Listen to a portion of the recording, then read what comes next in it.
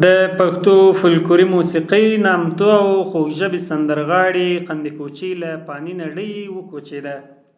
قندي کوچۍ چې اصلي نوم یې کلثوم و په کندهار ولایت کې زیږېدلې وه. په 6 کلنۍ کې سندرې ویل پیل کړي وو. د عرفي ستونزو له امله یې پوره 3 کاله په پټه سندرې ویلې.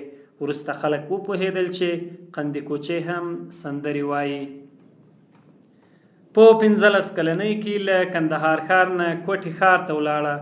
له هغه ځایه بیا کراچۍ ښار ته لاړه او تر ډېرې مودې هلته اوسېدله.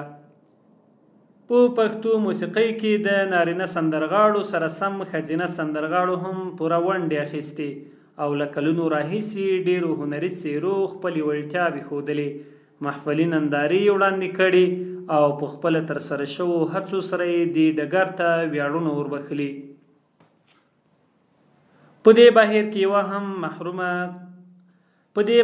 یوه هم مرحومه قندي کوچۍ وه چې په خپلو هنري خدمتونو سره یې نه یوازې د پښتو موسیقۍ بډایه کړې او غنا یې وربښلې، بلکې د پښتني فولکلوري ثقافت دنګ څلی هم درولی.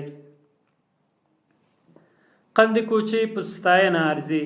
لوی کمال یې دا و چې په شاوخوا 15 لهجو یې نږدې 29 کاله سندرې ویلې. په ډېرو محفلونو کې ګډون کړی و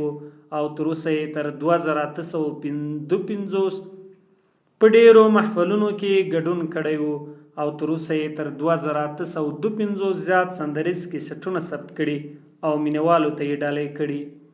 د حیراني خبره ده چې یوې ښځینه هنرمندې څنګه د خپل بشري توان څخه په لویه پیمانه داسې کارنامې ترسره کړي. د یادونې وړ ده چې شاعري هم تر ډېره خپله ده او په ثبت شوو سندرو کې تکرار هم نه لري. قندي کوچۍ د خپلو کړو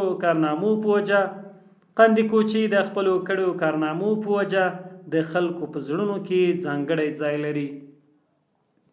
موږ په داسې حال کې چې د قندي کوچۍ د فن مداحان یو، مرحومې ته د لوی خدای جل جلاله له دربار څخه جنتونه، دوستانو او ټولو مینوالو ته یې جمیل صبر غواړو.